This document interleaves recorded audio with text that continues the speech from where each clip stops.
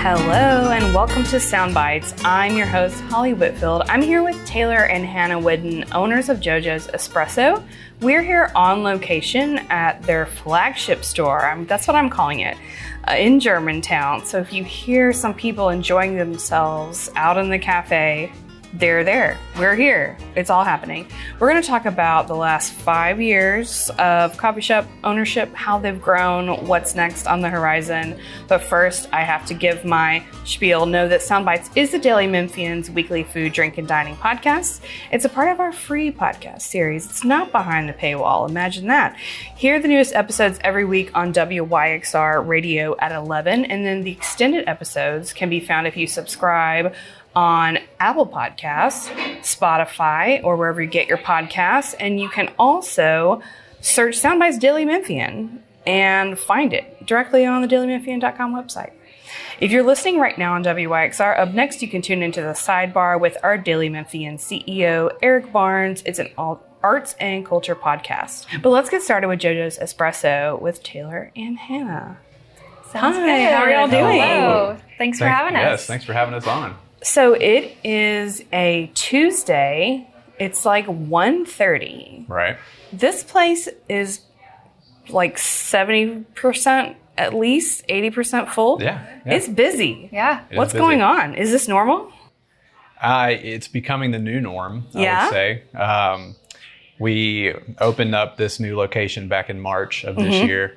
And, you know, with any new business, we kind of expected this hype, I guess, to where we have an increase, but then you sort of decrease naturally, and then it kind of increases again. It flattens out, but then maybe hopefully. But it hasn't really happened yet. Yeah. So, I mean, it's been a huge blessing to see a cafe like this busy even at 1 o'clock, 2 o'clock in the afternoon. So on a Tuesday. Let's go back though. We have covered JoJo's Espresso at the Daily Memphian for years, but if people haven't caught up just yet, give us the story. Why a coffee shop?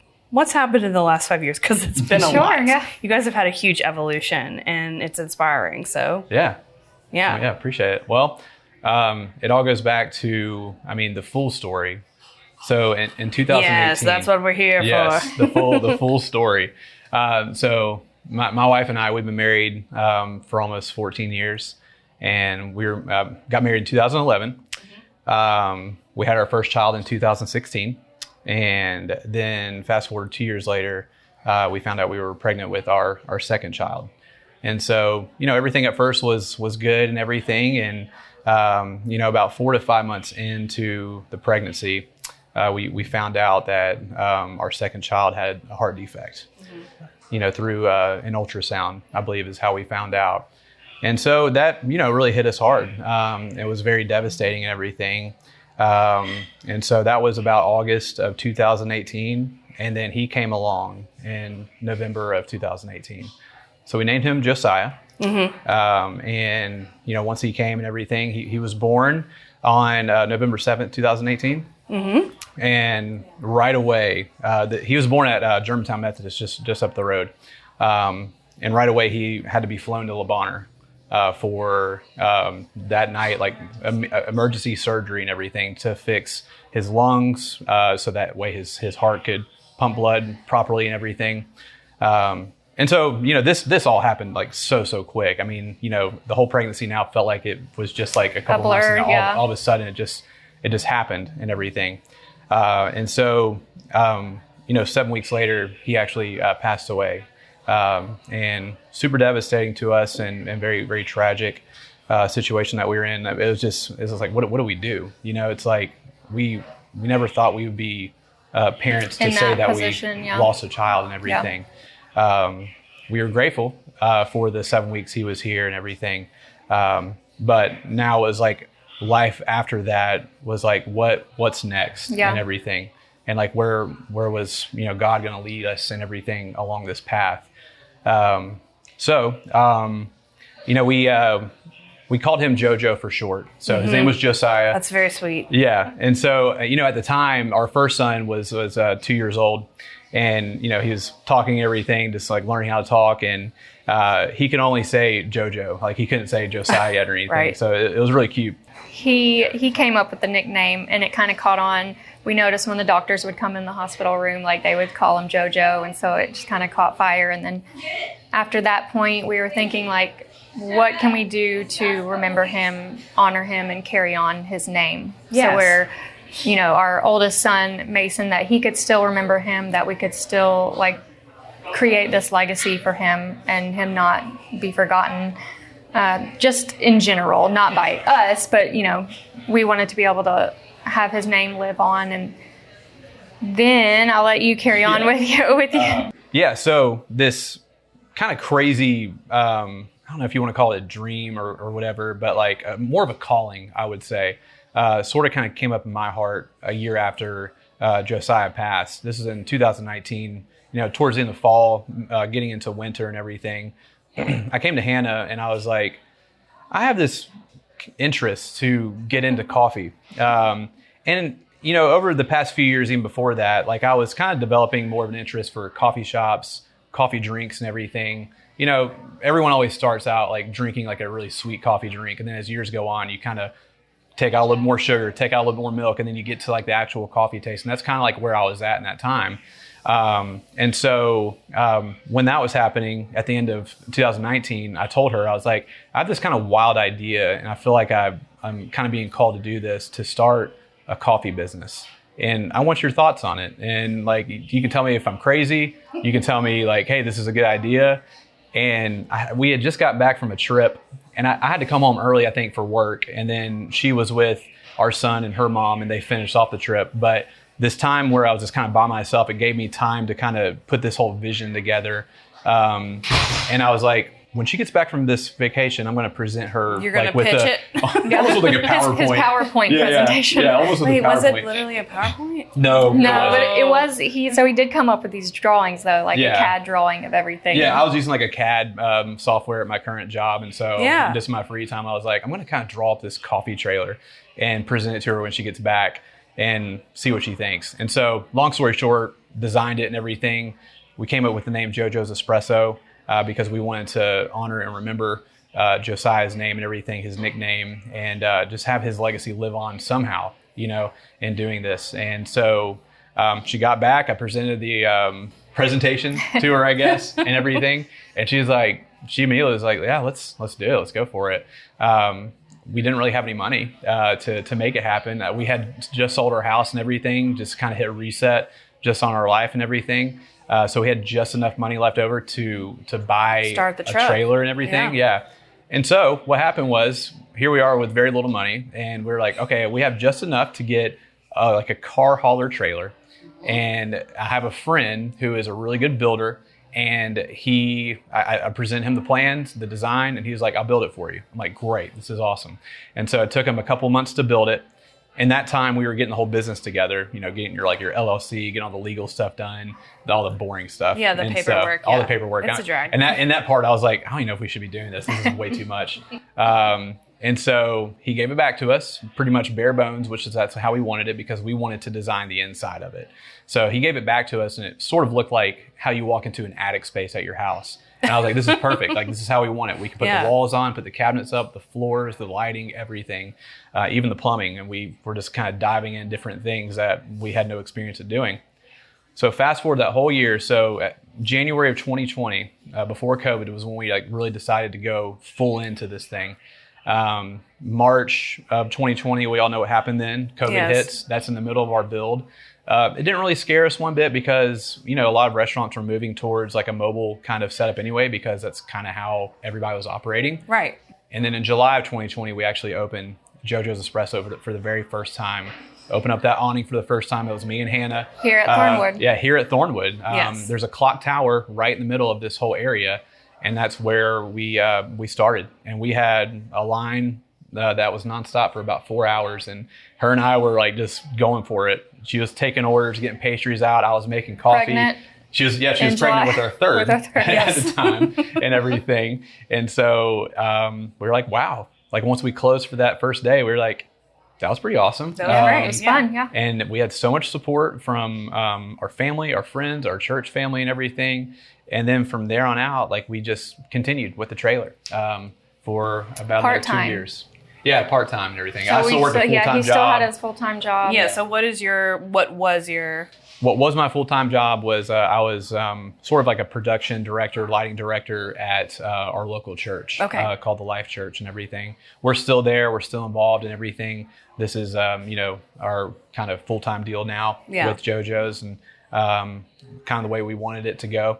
And so, but then I was working full-time. And so we would get up really early, get the trailer out there about 6 a.m. and then close it by 9 a.m. so I can get to work by 10. So that was pretty crazy. How much of your coffee were you drinking during those hours? Yeah, drinking a lot of coffee. And I'm gonna get to that. Yeah, I need to know how many espresso shots you guys have a day. It's actually not a lot. For me, I limit myself to one cup. Yeah. Or one cappuccino in the morning. I'm on my second cup of the day, and I don't know if I'm going to finish it. It's just caffeine doesn't really do much to me. I think it's more of just the experience of actually drinking coffee and everything. I love it. It tastes great. But now it smells amazing. It's just more of an experience thing than like, I need this to wake up. I do need it to wake up. She does need it. But it does affect me. So I'm like you. I'm limited to one. If I have a second one, it's like I get a day where I really need My heart's racing. Yes, that's absolutely. it. If there's a third, I don't know. Right. Lock me up. I don't know. So that is, it's clearly a labor of love in a lot of different ways. It's a cliche saying, but that's definitely what's happened. So you were in the truck, just sort of steps away from where we are now, but now you're in this permanent space. I'm going to guess that you decided to expand because of demand, but tell me a little bit more about your decision to kind of put down a foundation here. Right. Yeah. Right. And I know this was a Nukes or something before. So before we were even here in the old Nuke space, we were just a few doors down, still at Thornwood, in an 800 square foot. Yeah, about 800 square feet. Space. Yeah. So 2 years after being into the trailer. Not big. No. Not big at all. Bigger than the trailer, though. Bigger than the trailer. True. So it was a step up to kind of get our feet wet and see, what we thought of having a brick and mortar and then being able to hire on a team and kind of experience that and start off small and just see like what the demand was. And I think we were blown away by the support of the community here and just in Germantown in general, because I feel like it was days before we realized we outgrew that 800 square foot space. Right. But we were kind of locked in at that point. We were.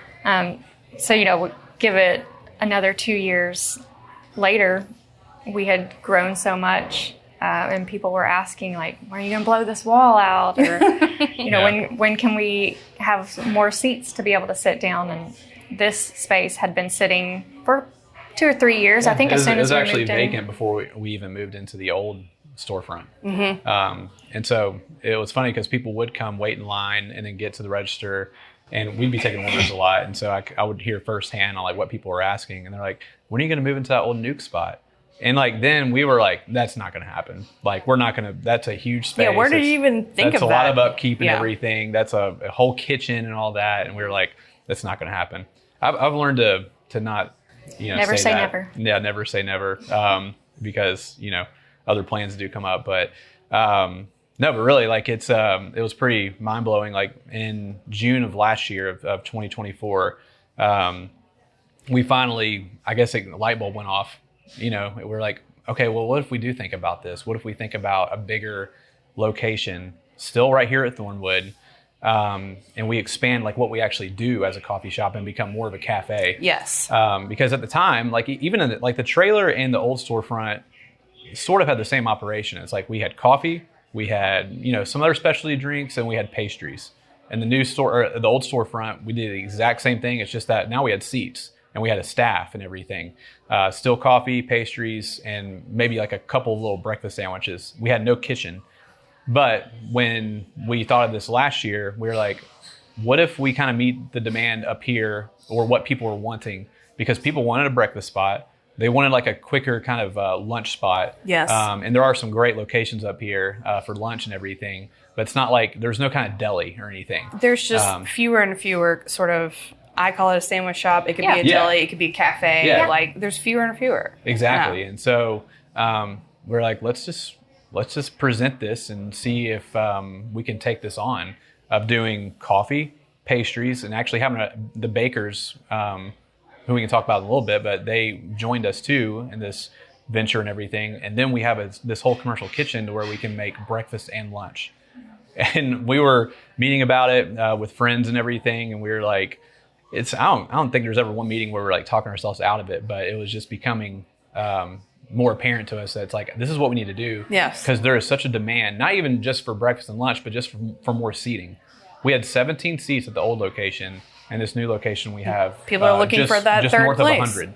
Yeah. And so we gave the people what they wanted. Yeah. And that was a full, like, blown out cafe with lots of seating, really ambient, really good vibes, like nice lighting, all Yes. that kind of stuff.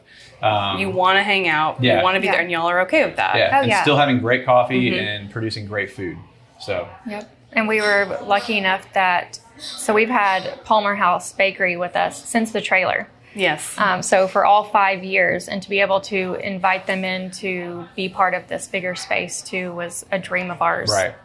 Yeah. Like from the beginning. Yeah, because they've been with us since the trailer days and everything. One of the questions I wanted to ask that I had was thinking about before we even met up was, and this was kind of like a pointed question, and it's not meant in any negative way, but it's like, why would you, because I sort of know the answer, but like, why would you make a coffee shop in a world full of Starbucks, and like, what do we have now? Like 7 Brew, and like, what have we got going on around here? A lot of There's a chains lot of now. stuff going on and stuff popping up. But I think you have really already answered the question kind of, and explaining like this comes from the heart. You're growing slowly but surely, maybe not even that slowly, but surely, and taking it step by step and giving people like the full space. Like there's not, as someone who has spent a lot of her time working remotely over my whole career, I'm very particular about the type of coffee shop or cafe that I work in.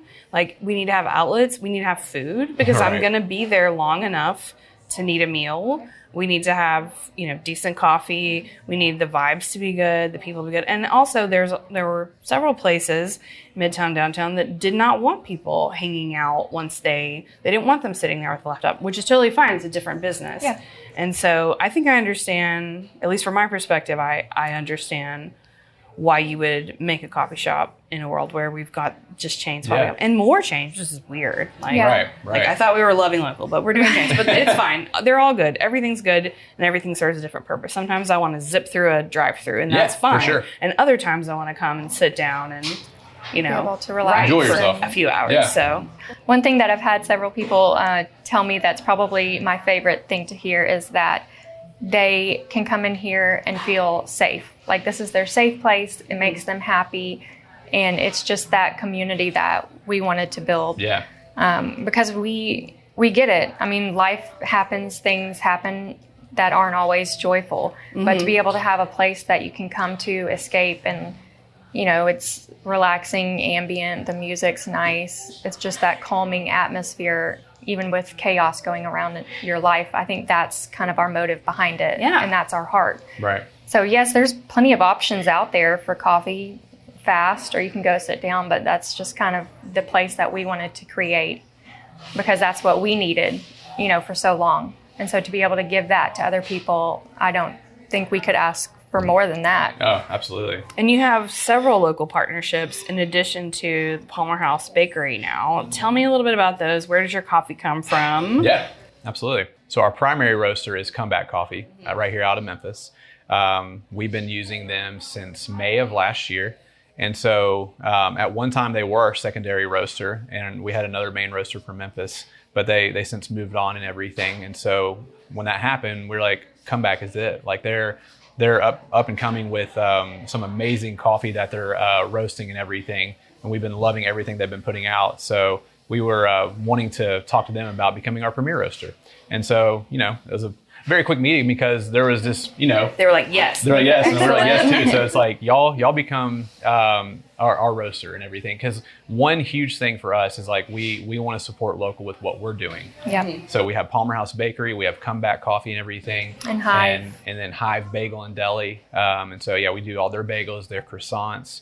We're working with a few others as well here in Memphis. So the more we can support others right here in this city and even in like the town of Germantown, like we want to do that.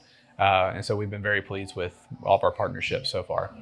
Well, High Bagel needs to have an East Memphis something location, but if people don't know that you guys serve their bagels here, like I'm gonna be here now on the weekends because like sure. they're excellent bagels. Yeah, their croissants too. It's like they're everything croissants. Yeah, the honey everything croissants are one of the biggest sellers here, and we actually put ham and cheese on it and just my. And then for their bagels, we make our own our bacon, egg, and cheese bagel, but with their bagel, and so it's top notch. So we're literally writing this down right now. If you're listening, please know that I'm writing this down. There you go. We're right here, and I want to ask you your recommendations from your menu of food, something from the food menu, and something from the drink menu. Yeah. What would you suggest to people? Okay. For drink, my favorites. Okay, so summer is probably my favorite season that we do because of the iced dreamsicle latte. Ooh, so good. What is in that baby? There's a orange puree syrup that you put in. And Palmer House makes that. Yes, local from Palmer House, and then the orange cold foam on top. So like each sip you just get that burst of orange flavor, and especially in this Memphis heat, like nothing beats that iced. Yeah, and the coffee flavor still kicks through too on that drink. Yeah, you might think it might be too sweet or too. Kind of like tasting like orange or whatever. That was my question. Like, is it too sweet? Like, no. I mean, one huge thing for us is, we like our sweet drinks. We do want you to really taste the coffee, though. Mm-hmm. We want the coffee to punch through any kind of drink that we do, whether it's a specialty drink or just from our normal menu or whatever. So, yeah, I would have to agree with her. That's a really good one. Mm-hmm. Hannah, what about food? So we get our sandwich breads from Kat Sourdough, and she's local in Germantown. So if you haven't heard of her, look her up real quick because she bakes everything like organic, clean ingredients. Super, super good. And she explains sourdough very well too, like how even if you are gluten-free, you can still eat her sourdough breads. So we do a club sandwich on her sourdough bread, which is excellent. Mm-hmm. We have some chefs in the back it's just a club sandwich, but I love a club sandwich. I love a good club sandwich. Mm-hmm. And I think they do an excellent job. So it's like ham, turkey, bacon. Gotta have the bacon. Cheddar. I think we have two different types of cheeses. Avocado mayo and everything. Yeah. Havarti cheese, cheddar cheese. We make our avocado mayo in-house too. Yes. Yeah, so that's an excellent choice. I'm sold. Yeah. All right, Taylor, your picks. So with fall around the corner, so with her season being summer, my season is fall. Mm-hmm. And one of the most exciting things about opening up a coffee trailer than a coffee shop was fall itself. It's like the Super Bowl season for coffee shops, I think, because it's like that's when people come out. And so I would say for off our fall menu, the specialty drink menu, the butterscotch latte that we have. And so we might be changing the name of it this year, but that's pretty much what it is. It's a butterscotch latte. Butterscotch sauce made in-house by Palmer House. It is so buttery, so good. And it's still punchy too on the coffee side. It's like the orange dreamsicle. It's like you could still really taste that coffee through the butterscotch flavor, whether it's iced or hot. Like you can't go wrong with it. You can also get Comeback's bourbon barrel aged coffee with it, and that's good stuff. That kicks it up a notch because you get that bourbon kind of taste and everything, and with that drink, it just really takes up a notch. It's so good. Okay. So first of all, I just want to say that I love the butterscotch flavor. I feel like it's underrated and people forgot about it and they think it's like Granny's purse candle flavor, but it is not. It is delicious. I've always liked it in a blondie brownie situation and in coffee. I know it's great. So thank you for that. I do want to get your food recommendation, Taylor, but I have to ask, you've done some big pop-ups in the last few years. But let's look to the future. Absolutely. What are you guys going to be doing this fall, winter or something? Do you have another pop-up planned? Yeah, so... I say pop-up just in terms of doing something a little bit different. Yeah. A theme. It's just a theme moment. Exactly. Okay. So what we've decided to do going forward, like, since we moved from 800 square feet to about 4,500 square feet, it's quite the change, and there's a lot of space now to decorate and everything. But what we want to do for fall and Christmas is just go all out for what the season actually is, fall and Christmas. So for fall coming up, like what we're going to do is just really deck the whole place out in all fall colors, leaves, pumpkins, everything you can think of, hay bales, just a lot. And so when you walk in, you're going to be like, okay, they really went all out for this. They've like, committed. We don't want to put just a pumpkin or two in the corner. Like, we want you to walk in and be like, this is an experience. Like, I want to be in here. Like, the lighting also feels different and everything. Transport you somewhere else. And even the smells too. It's like we want the aroma to kind of change in the place too, to where you walk in and it's almost like you're walking in Hobby Lobby, but with coffee. But better, yeah. I love Hobby Lobby and everything. I can go there too. and it's just fine. escape and everything. And I love when they come out with their but their seasonal stuff. And so right now when you walk in, even in July, you can smell fall already. I'm like, this is what pumps me up. I've already confessed this once today, but on Sunday I went to Bath and Body Works at the mall, at like Oak Court Mall, because I have someone that I know that loves their candles and I need to get a gift, and they're having like Summerween or something. They're having like Halloween themed stuff. Okay. I don't know about the aesthetics. It was like purple Frankensteins. I don't know about all that. Yeah. But it cracks me up the way that fall and Halloween and autumn and all of that have become just a really fun time for people to like mark the changing of the season. Halloween is like, yeah. I mean, it's the new, I mean, I'm not gonna say it's a new Christmas, but how people get ready for Christmas early. It's getting people there. are doing that with Halloween. They decorate so much. Yeah, because I've been in a couple stores already where they have all their Halloween stuff out, and it's still July. I'm like, this is crazy. But I mean, people have fun with holidays and different events and everything like that. So yeah, we're really looking forward to fall and Christmas and just seeing what this place can turn into, especially with the size and everything that we have. It's gonna be a lot of work. It's going to be way more than just me and her helping, because it used to be really just me and her doing it and a couple other people. Now it's going to have to be pretty much our whole team, because we literally do this overnight. Yeah. Like, we're not going to close for a day. We close on a Saturday. We are closed on Sunday. So we use Saturday night, all day Sunday, and all day Sunday night, or all night Sunday night, to where you come in Monday morning and it's the biggest you're somewhere else. Yeah. So, well, definitely keep us posted on that, because it's going to be on people's calendars. Yes. I believe it's September 8th. Monday, September 8th is going to be You heard it here the first day of fall at JoJo's. So we're doing this a touch earlier, just so that way we can enjoy it longer. When we put up everything, it's like we don't want to just have Take it for it a down. month. Yeah. Exactly. Because then Christmas comes along and we literally have to take everything down on a Saturday night. Put everything up on Sunday for Christmas, and then you walk in and now it's a winter wonderland. So I love this. This is great, though. It seems like you guys are spreading joy and JoJo's memory, and that's amazing. Yes. Give me your food recommendation on your JoJo's menu, and then let's get quickly some recommendations from you guys around town. Yeah, absolutely. So my favorite item on the menu is, I mean, it's not boring, but it's our bacon, egg, and cheese bagel. Just classic. I'll It's explain my preferred breakfast. Yeah. So so first of all, the bagel is from Hive Bagel and Deli. You can't go wrong with it. You can either get on an everything bagel or a plain bagel from Hive. Both those bagels are phenomenal. But the way we build it, though, it's Applewood smoked bacon. So it's like top tier bacon.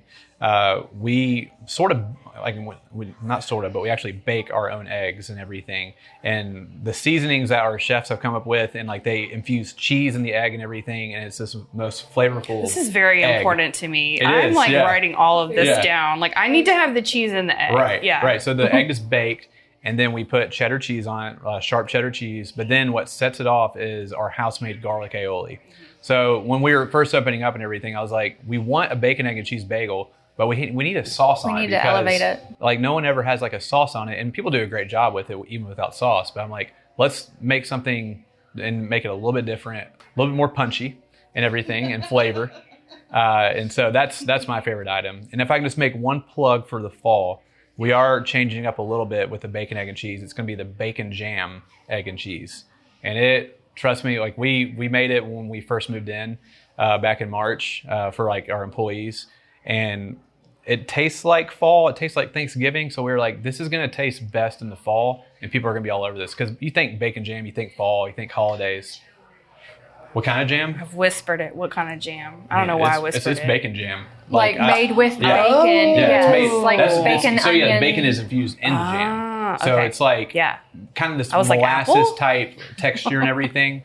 But not enough to like where it's going to pull your teeth out. It's just like the flavor of it, the texture of it. It's just, it complements the whole sandwich. So it's going to be phenomenal. Okay, give me your Memphis area restaurant, Rex, where you take your son. The first one that comes to mind is a Germantown local favorite is Local Lime.